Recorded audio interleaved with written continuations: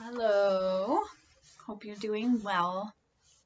I am going to read chapter 40 called The Valley of the Shadow.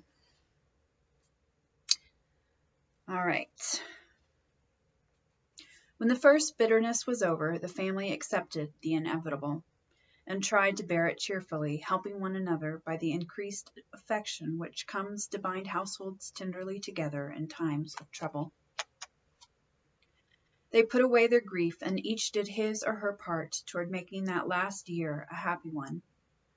The pleasantest room in the house was set apart for Beth, and in it was gathered everything that she most loved: flowers, pictures, her piano, the little work table, and the beloved kiddies. Father's best books found their way there, Mother's easy chair, Joe's desk, Amy's finest sketches, and every day Meg brought her babies on a loving pilgrimage to make sunshine for Auntie Beth. John quietly set apart a little sum that he might enjoy the pleasure of keeping the invalid supplied with the fruit she loved and longed for. Old Hannah never wearied of concocting dainty dishes to tempt a capricious appetite, dropping tears as she worked, and from across the sea came little gifts and cheerful letters, seeming to bring breaths of warmth and fragrance from lands that know no winter. Here, cherished like a household saint in its shrine, sat Beth, tranquil and busy as ever. For nothing could change the sweet, unselfish nature, and even while preparing to leave life, she tried to make it happier for those who should remain behind. The feeble fingers were never idle, and one of her pleasures was to make little things for the school children daily passing to and fro, to drop a pair of mittens from her window for a pair of purple hands, a needlebook for some small mother of many dolls, pen wipers for young penmen toiling through forests of pothooks, scrapbooks for picture-loving eyes, and all manner of pleasant devices, till the reluctant climbers up the ladder of learning found their way strewn with flowers, as it were, and came to regard the gentle giver as a sort of fairy godmother, who sat above there and showered down gifts miraculously suited to their tastes and needs. If Beth had wanted any reward, she found it in the bright little faces always turned up to her window with nods and smiles, and the droll little letters which came to her full of blots and gratitude. The first few months were very happy ones, and Beth often used to look around and say, "How beautiful this is," as they all sat together in her sunny room, the babies kicking and crowing on the floor, mother and sisters working near, and father reading in his pleasant voice from the wise old books, which seemed rich in good and comfortable words, as applicable now as when written centuries ago, a little chapel where a paternal priest taught his flock the hard lessons all must learn, trying to show them that hope can comfort love, and faith make resignation possible. Simple sermons that went straight to the souls of those who listened, for the Father's heart was in the minister's religion, and the frequent falter in the voice gave a double eloquence to the words he spoke or read. It was well for all that this peaceful time was given them as preparation for the sad hours to come, for by and by Beth said the needle was so heavy and put it down forever. Talking wearied her, faces troubled her, pain claimed her for its own, and her tranquil spirit was sorrowfully perturbed by the ills that vexed her feeble flesh. Ah me!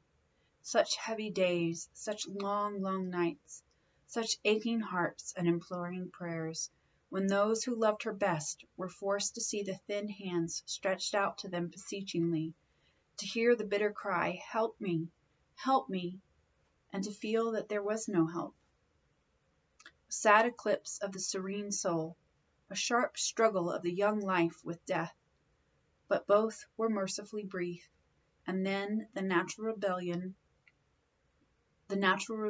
over, the old peace returned more beautiful than ever. With the wreck of her frail body, Beth's soul grew strong, and though she said little, those about her felt that she was ready.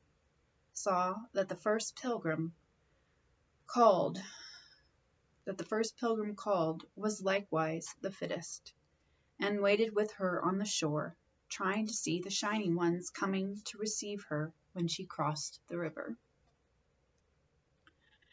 Joe had never left her for an hour since Beth had said, "I feel stronger when you are here." She slept on a couch in the room, waking often to renew the fire, to feed, lift, or wait upon the patient creature who seldom asked for anything and tried not to be a trouble. All day she haunted the room, jealous of any other nurse, and prouder of being chosen then than of any honor her life ever brought her. Precious and helpful hours for Joe, for now her heart received the teaching that it needed. Lessons in patience were so sweetly taught her that she could not fail to learn them. Charity for all, the lovely spirit that can forgive and truly forget unkindness, the loyalty to duty that makes the hardest easy, and the sincere faith that fears nothing but trusts undoubtedly. Often when she woke, Joe found Beth reading in her well-worn little book, heard her singing softly to beguile the sleepless nights, or saw her lean her face upon her hands while slow tears dropped through the transparent fingers. And Joe would lie watching her with thoughts too deep for tears, feeling that Beth, in her simple, unselfish way, was trying to wean herself from the dear old life and fit herself for the life to come by sacred words of comfort, quiet prayers, and the music she loved so well. Seeing this did more for Joe than the wisest sermons, the saintliest hymns, the most fervent prayers that any voice could utter, for with eyes made clear by many tears, and a heart softened by the tenderest sorrow, she recognized the beauty of her sister's life. Uneventful, unambitious, yet full of genuine virtues which smell sweet and blossom in the dust. The self-forgetfulness that makes the humblest on earth remembered soonest in heaven, the true success which is possible to all. One night, when Beth looked among the books upon her table to find something to make her forget the mortal weariness that was almost as hard to bear as pain, as she turned the leaves of her old favorite, Pilgrim's Progress, she found a little paper scribbled over in Joe's hand. The name caught her eye, and the blurred look of the lines made her sure that tears had fallen on it.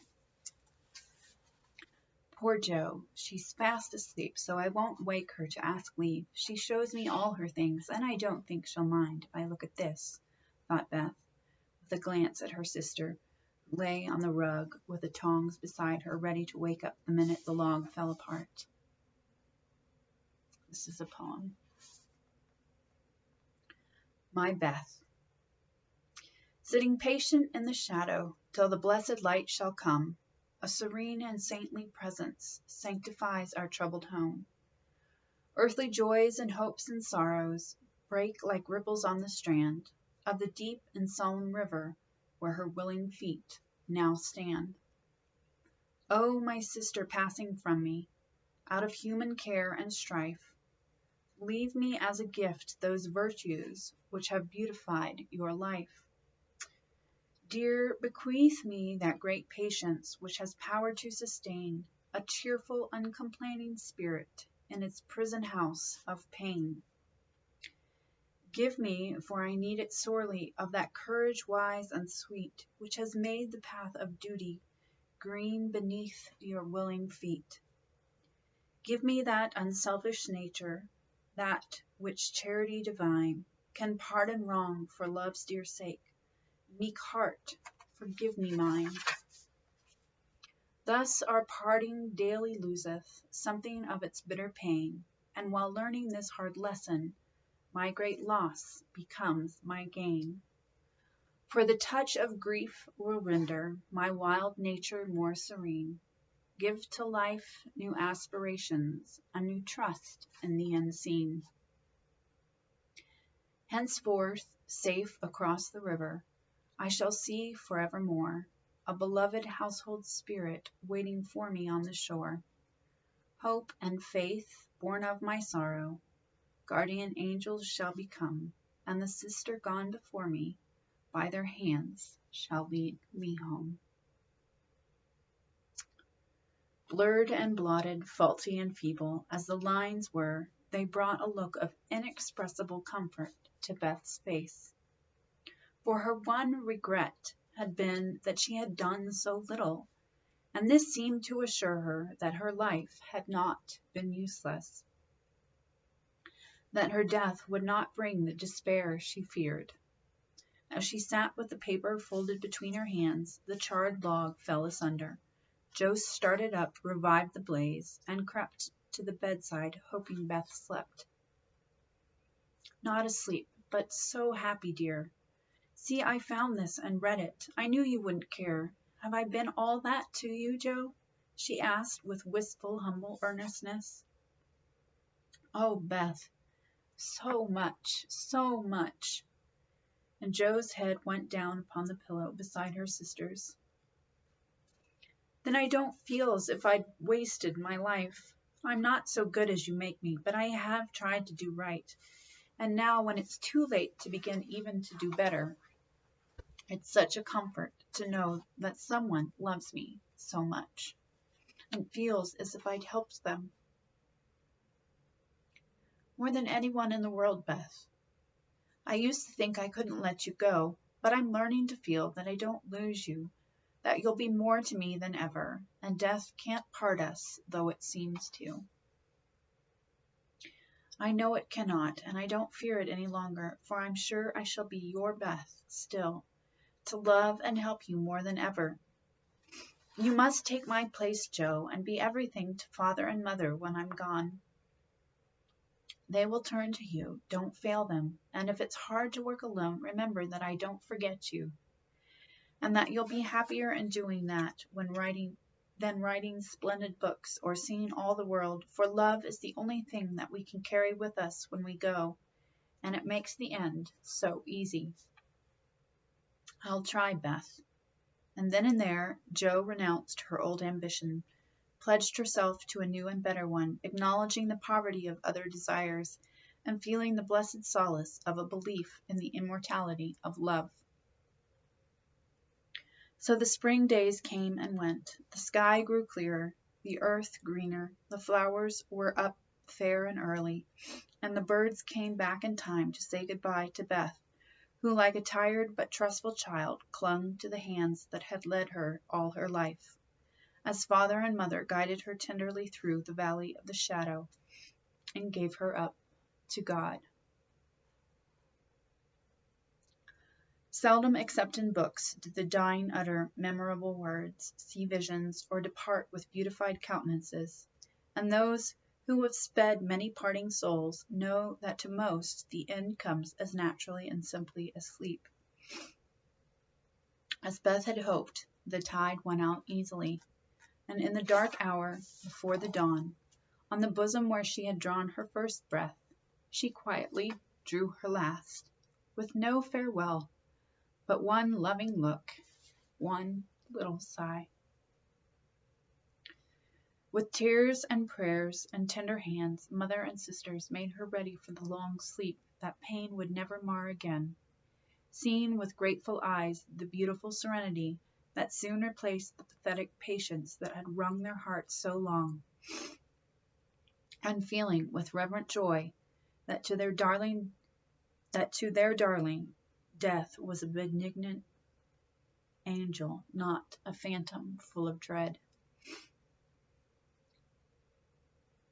When morning came, for the first time in many months, the fire was out, Joe's place was empty, and the room was very still. But a bird sang blithely on a budding bough close by, the snowdrops blossomed freshly at the window, and the spring sunshine streamed in like a benediction over the placid face upon the pillow. A face so full of painless peace that those who loved it best smiled through their tears and thanked God that Beth was well. at last. And that's the end of that chapter. All right. Ooh. Every time I read this, I hope that chapter won't happen. All right. I will see you next time. Bye.